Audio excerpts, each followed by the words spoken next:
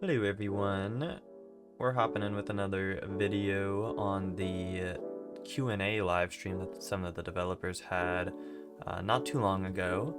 I did do a recording of this, but I want to re-record it because I want to make it a lot shorter than it was my first time around. Note that the stream link is right here, but I'm not going to watch it because it's all in Chinese. So thank you Sparrow for the translation. I'll be referring to that, and we'll be going through the Discord translation notes to look at the stuff that was talked about. So one of the first things that was done was another apology. I understand why they do it, it's kind of whatever. The devs apologized, they bowed on stream, all of that stuff. And they talked about, all of the problems that happened basically at launch, right? With all the server issues and how the mega server was kind of the result of a lot of the issues, mainly in the sense that I think the mega server had a high capacity, but not as high as what ended up happening, right? Because rumors had it that it was like millions of people in China were trying to play the game on that first day, and it just absolutely demolished the servers, which is, I will say, admittedly, it's a little bit weird that that was an issue there, and yet they're still doing it for global. Obviously there's a CVT, but I don't know if that's going to be adequate enough to test the capacity of mega servers, because they might underestimate how many people in global are going to try and play it. Or they might be fine. Maybe not as many people in global will join as there was in China. I don't know. But it's interesting that they're saying it was an issue caused by their solution. They're still going with that solution elsewhere. And they talked about some of the compensation and that they fixed, again, a lot of the login issues and whatnot. And then the first thing they actually go to is for their content previews is for the roguelike, which is that I think they're just making it permanent in season 2. Because they have the version in the arena, which is very much like the arena thing in original Blue Protocol that people were doing. I mean, it uses a very similar map. It might even be the same exact arena, but it's for like a roguelike one where you try to kill things faster, I think, than the timer, or before the timer expires, and there's like buffs and stuff like that you could get between each round. But it looks like they're actually making like a semi-permanent version in season 2, which again should be in October. So that's cool. And then they go back to the actual 20-man raid. So this is the Rune Alloy Fragments. Well, this is, I guess you still can get it from the roguelike dungeon, but then this was for the exchange for the gear sets, which are for the raid next week, which would actually be this week by the time I'm uploading this video. And it was for both master mode as well as the 20-person raid. And then they talk about people hitting the talents point cap, which I had discussions with people that this refers to the node tree, not your skill section or whatever with the books. So this is not regarding the books. We plan to do a showcase of master mode. Another critique of the, again, there's a lot of things. The first half of their stream was so much better than the last half, which we'll get into, but this is actually one of the things in the first half that I don't like. Original Blue Protocol had like very similar issues where the devs just felt, as mean as it sounds, a little bit incompetent when it came to actually demonstrating stuff or talking about stuff that we were literally seeing on the screen, either gameplay wise or otherwise. So them saying that, oh, well, we plan to do this, but since we're on a live server account, we're just going to use a PowerPoint due to the time limit for this live stream. To me, that just says poor planning, but whatever. They talked about Master Mode, which is basically the new replacement for Nightmare, where like I think the higher the master level, the harder the dungeon is, not necessarily mechanically, but in terms of like buffs, debuffs, I think, as well as just like how much damage the enemies do and how much health maybe they have. All that type of stuff increases at higher levels. It does go up to Master 20, only 1 through 5 is available, at least when this video is uploaded. I do hope that maybe there are more mechanics, like actual like boss mechanics at the higher levels, because as it is, if you're able to do Master 1 boss mechanics, it's the same thing in Master 5. It just might hit a little bit harder if you mess up. And then they talk about how the Master Mode will drop Rune Ally Fragments that you can exchange for the, I think, item level 60 gold gear.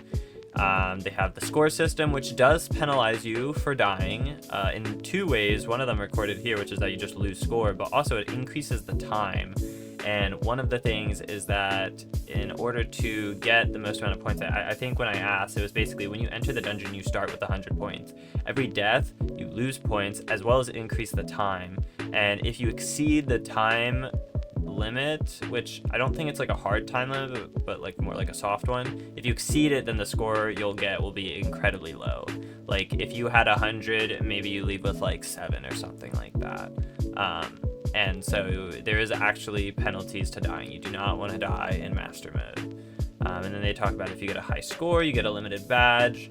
And then they talk about the actual 20-man, which has the new mats. So I think, yeah, the Rune Ally fragments you use for the level 60 gold gear, which is item level 60. And then there's mats in the raid, which you can use to upgrade your level 60 weapon to item level 70.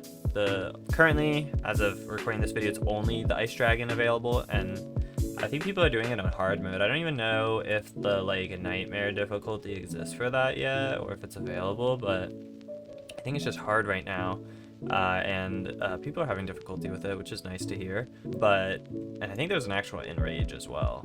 Eventually there'll be the Void Dragon, and then the Light Dragon is supposed to be the hardest. So, assuming that these are supposed to get harder, that's going to be very interesting.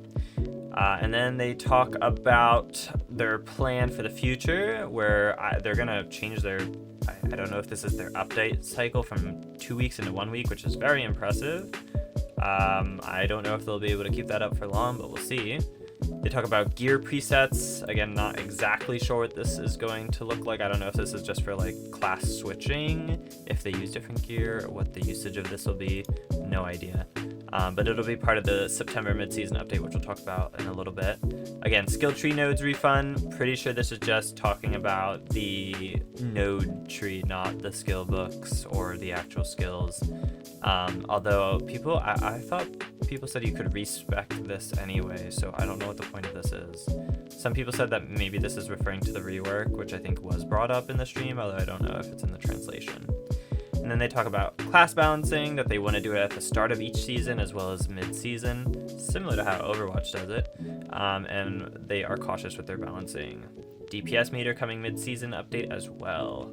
And then they talk about new player events, all the catch-up rewards, and the Season 2 preview with all of that stuff. More notably, the new mobs and bosses, as well as the new area, which they said is supposed to be 2 to 3 times larger than the current map. I don't know if that just means like the general open-ish world map that exists outside of the city, or if this is just comparing it to like the exploration areas, like the sewers or whatnot. I don't know exactly what it means when it says 2 to 3 times larger, but I mean, larger size maps that look pretty enough are always nice to have, so I'm happy with that.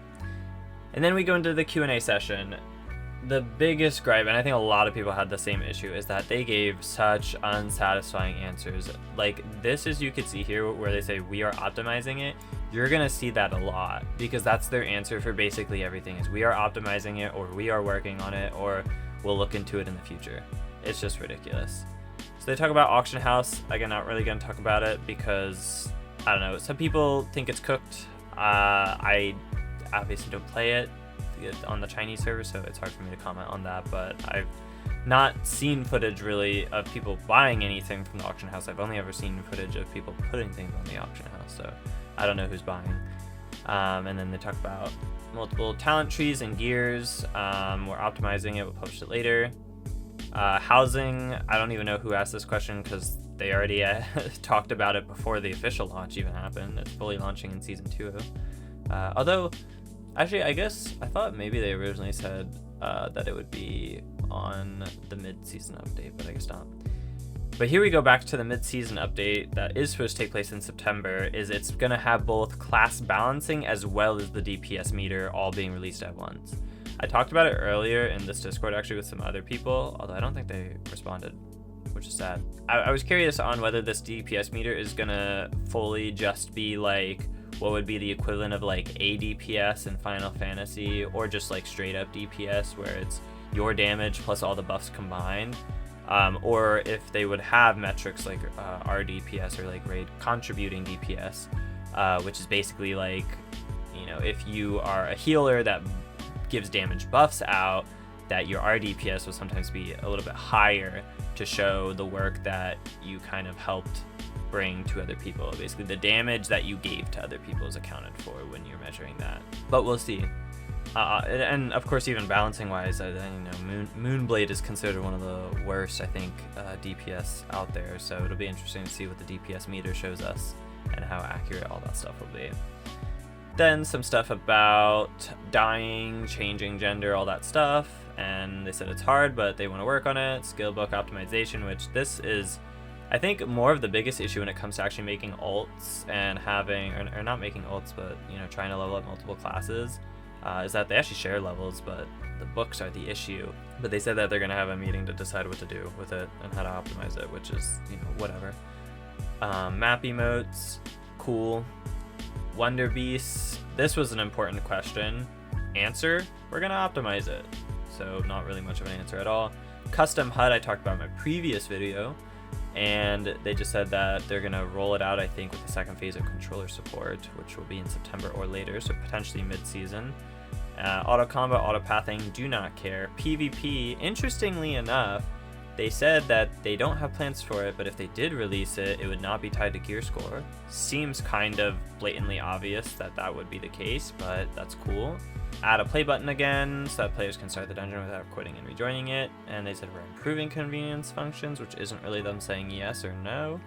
Gacha pity inheritance, they just said it transfers. And then people said more classes, and they said, we already know that they have classes probably already developed and they're rolling them out. I don't think there's any coming out season 2, but I think there is one coming out season 3. We are already planning on the backpack stuff with backpack optimization, friend points problem. That's why they basically capped it. Roguelike dungeon, not polished. Again, they want to make it standalone in season 2. What's the plan of Imagines in the new area? There will be new ones. Who could have thought? Reduce the gear farm burden. They plan to optimize. Locking system optimizations. Optimizing. And that's it. So again, the Q&A, honestly, not that interesting. But a lot of the stuff that they actually showed in the first half where they would talk about the new stuff, that actually looked more interesting. And recently I saw that publishers have been confirmed for, I think, both the Japanese version of the game as well as the Korean version of the game. So definitely a lot of progress happening in terms of getting this game actually out to other countries, which is good to see. And even though this game, might have been review bombed in China, it'll be very interesting to see how it does in these other regions, because I'm very much looking forward to it. Because I think even Master Mode does look fun. It looks hard. I've seen people be grinding it, and even after grinding it, 20, 40, 50 times, people are still having issues with it. And for the Ice Dragon, people are definitely having issues with that, even with their current gear scores in the hard version. So I'm very much looking forward to getting my hands on all that stuff. And so hoping to get into the beta. And I hope for anyone watching, you get into the beta as well. And if you haven't, I think you can still sign up for the beta, but it is, running out of time for that. But until then, I'll see you in the next video. See ya.